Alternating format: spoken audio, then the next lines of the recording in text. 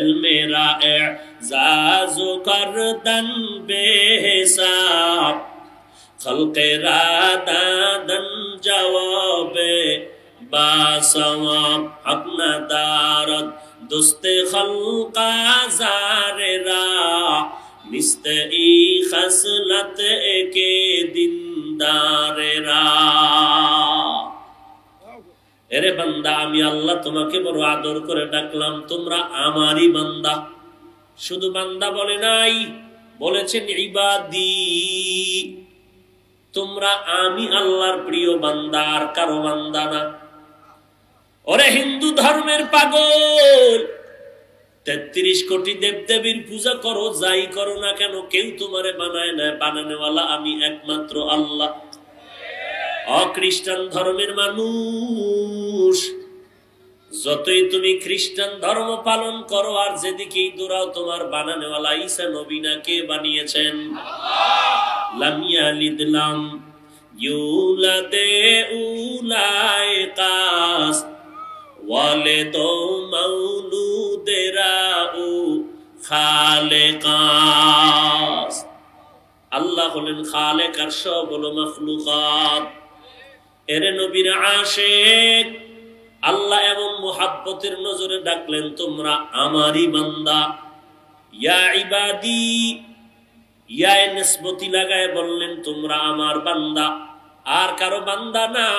আমি আল্লাহ তোমাদের বানাইছি, শুধু বানাই নাই, তাকায় দেখ আমি আল্লাহ কেমন কারিগর।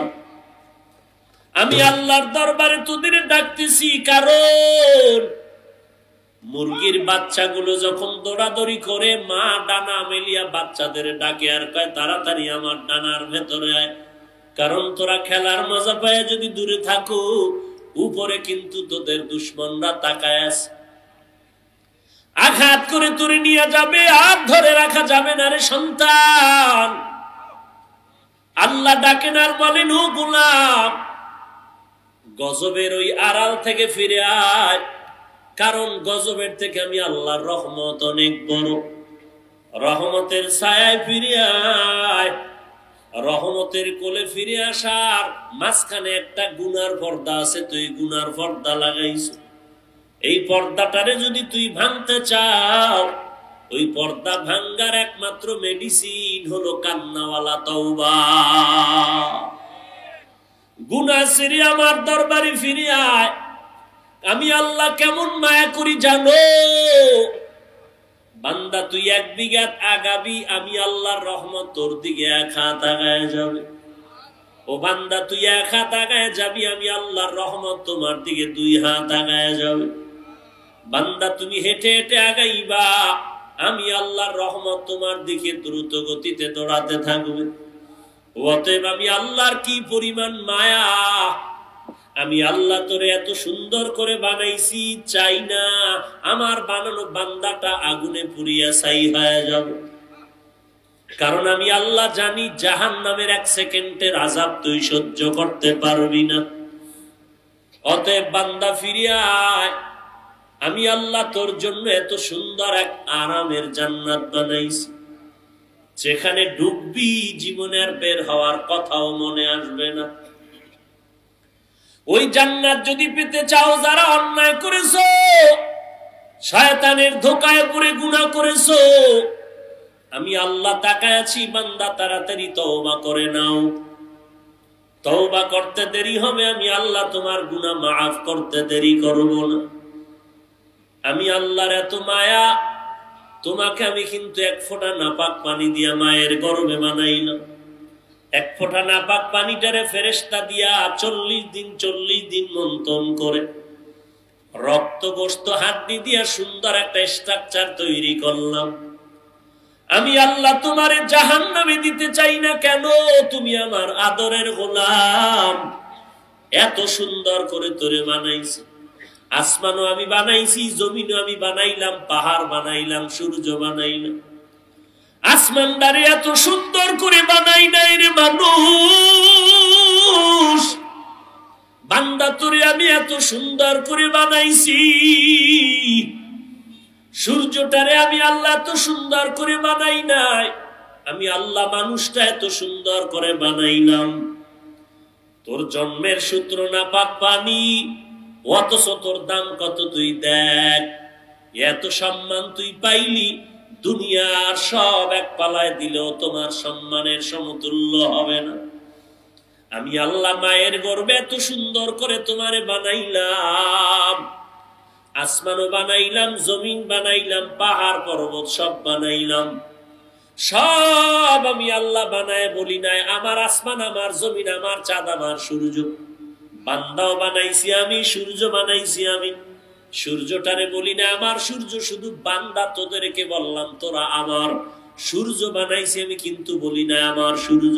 পাহাড় বানাইছি আমি, বলি না আমার পাহাড়। কেন? বলে ওগুলো আমার জন্য বানাই নাই। পাহাড় আমি বানাইছি আমার জন্য না, সব বানাইলাম তোমার জন্য। আর তোর মতো বান্দাটারে বানাইলাম আমি আল্লাহর গোলামি করার জন্য।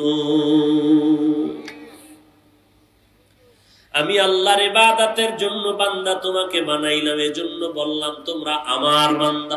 আমার বান্দা তোমরা জাহান্নামে যাইবে, আমি আল্লাহ সহ্য করতে পারবো না, কারণ আমি আল্লাহ বড় মুহাব্বত করে তোমাদের বানাইছি। কেমন মুহাব্বত? মায়ের গর্ভের ভিতরে যখন আমি আল্লাহ তোমারে প্যাকেট করে দিলাম, এক বিন্দু ছিদ্র নাই, অক্সিজেন ঢোকার কোনো কায়দা নাই। এখন যদি 1 মিনিট তোমার নাক আর জবানটারে আটকায় রাখা হয়, তুমি মরে যাইবা, অক্সিজেন বন্ধ। কিন্তু একবারও কি তাকায় দেখছো?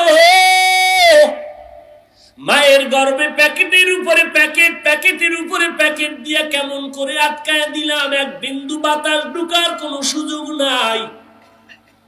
আবার যখন রুহুটা দিলাম, ভেতরে তোমার নড়াচড়া শুরু হয়ে গেল, ক্ষুধা লাগছে, খানাও আমি আল্লাহ দিয়া দিলাম। দুনিয়াতে যখন আসার সময় হয়ে গেল, দুনিয়াতে এসে তুমি ভাত ফল খেতে পারবা না। তোমার মাও তোমার জন্য আলাদা খানা তৈরি করে নাই, তোমার বাবা তোমার জন্য আলাদা খানা তৈরি করে নাই। আমি আল্লাহ এমন সুন্দর খানা বানাইলাম, তোমার মায়ের স্তনে ফ্লাক্স তৈরি করে দিলাম। দুনিয়ার মানুষ ফ্লাক্স বানায়, গরম পানি, গরম চা, গরম দুধ 24 ঘন্টার বেশি গ্যারান্টি দেয় না। কিন্তু আমি আল্লাহ কেমন দয়ার মালিক! আমি আল্লাহ তোর মায়ের স্তন এমন একটা কুদরতের ফ্লাক্স বানায় দিলাম, 2টা বছর পর্যন্ত মায়ের স্তনের দুধ পান করবি, একটা সেকেন্ডের জন্য কখনো মায়ের দুধ নষ্ট হবে না। এরপরে বান্দা তাকায় দেখছুনি, তৈলের ফ্যাক্টরি থেকে কখনো লবণ বের হয় না, লবণের ফ্যাক্টরি থেকে তৈল আসে না। আর আমি আল্লাহ কেমন কারিগর, তাকায় দেখ, মা একটা ফ্যাক্টরির থেকে 10টা সন্তান বের করেছি, 10টা সন্তান পাঠায় দিলাম, 5টা ছেলে 5টা মেয়ে, একজনের চেহারার সাথে আর একজনের চেহারার মিল নেই, একজনের কণ্ঠের সাথে আর একজনের কণ্ঠের কোনো মিল নাই। আমি আল্লাহ এমন সুন্দর তোরে চেহারাটা দিয়া বানাইলাম, এরে বান্দাই চেহারার মধ্যে জাহান্নামের আগুন লাগবে, আমি আল্লাহ বরদাস্ত করতে পারবো না।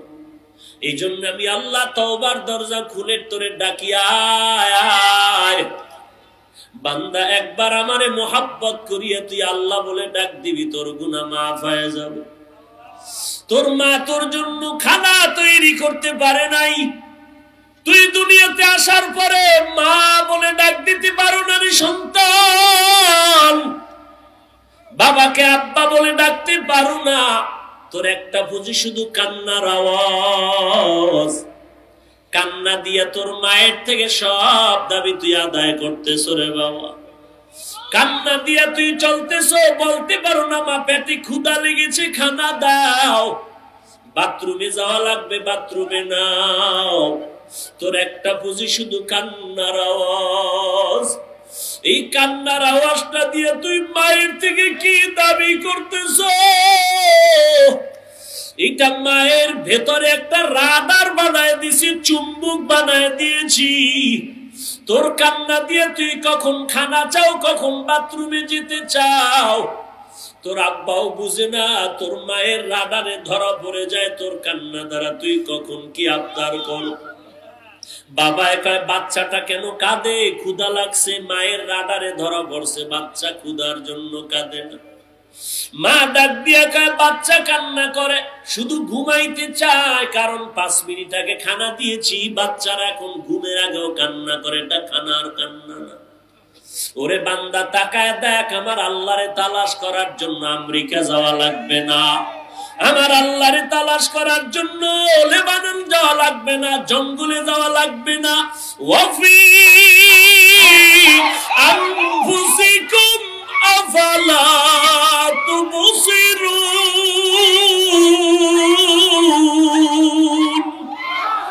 এরে বান্দা তুই নিজের দিকে তাকাইয়া দেখ, তোর এমন সুন্দর চেহারাটা কে বানাইছে? তোর এত সুন্দর একটা কণ্ঠ কে দান করেছেন রে গোলাম? ওরে নিজের ভিতরে তাকা দেখ, আমার মাওলার কুদরতের ঘেরান। তুই কোন দিকে তাকাইতেছ? ফাইনা মা তুআল্লু ফাসাম্মা ওয়াজহুল্লাহ।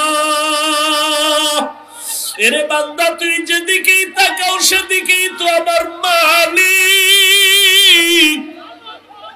আমার আল্লাহকে তুই কই তালাশ করো? তোর কণ্ঠের আওয়াজে আমার মাওলার কুদরতের ঘেরান, তোর চেহারার ভিতরে আমার মাওলার কুদরতের ঘেরান।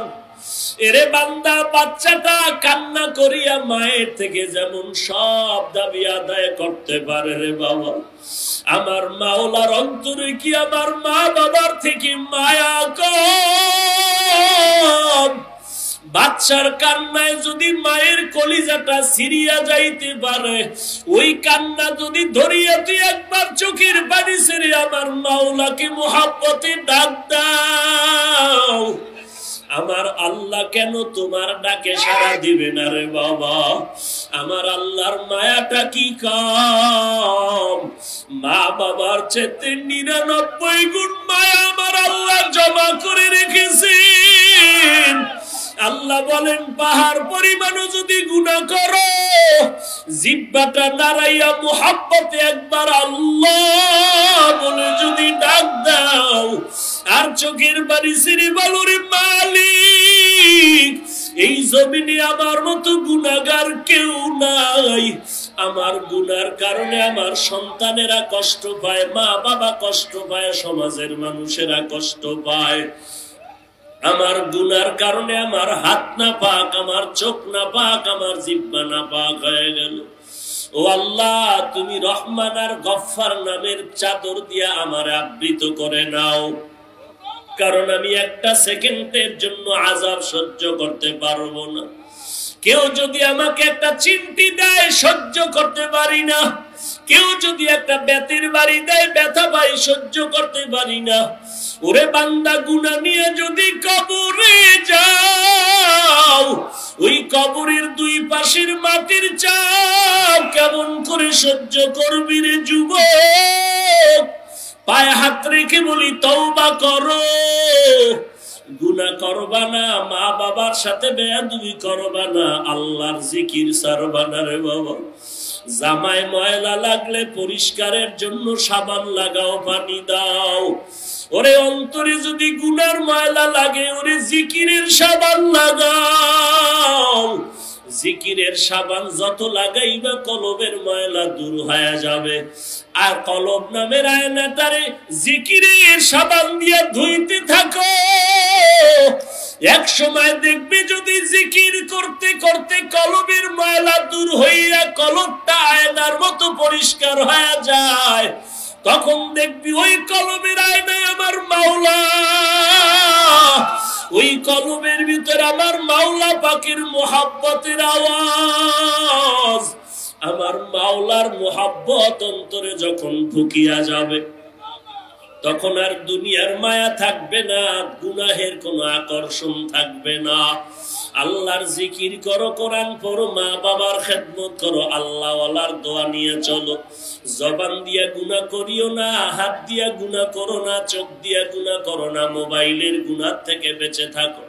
এরে যুবক তওবা করো, তোমার আমার মতো কত যুবক নামাজ পড়ে তোমার আমার মতো কত যুবক নামাজ পড়ে, চাকরি করে, ব্যবসা করে, অভাব নাই। আল্লাহর কাছে তওবা করো, আল্লাহ বড় দয়ার মালিক। প্রতিদিন প্রথম আসমানে এসে বান্দাকে ডাকে আর বলে উদউনি আস্তাজিব লাকুম। বান্দা তুমি ডাক দাও, জবাব দেওয়ার জন্য আমি আল্লাহ আরশে আজিমে এখন নাই, আমি প্রথম আসমানে হাজির। ওই আল্লাহকে তুমি মুহাব্বতের নজরে যদি ডাকতে পারো, জীবনের সব গুনাহ আমার আল্লাহ মাফ করে দিবেন।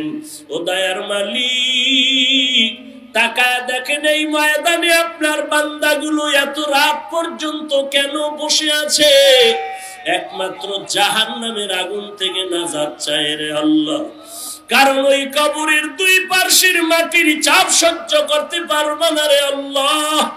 জাহান্নামের আগুনের গরম সহ্য করতে পারবো না রে মালিক। শয়তানের ধোঁকায় পড়ে গুনাহ করেছি, মাফ করে দাও। খাঁটি অন্তরে তওবা করার তৌফিক দান করো, তওবার উপরে মজবুত হয়ে চলার তৌফিক দান করেন, আমিন।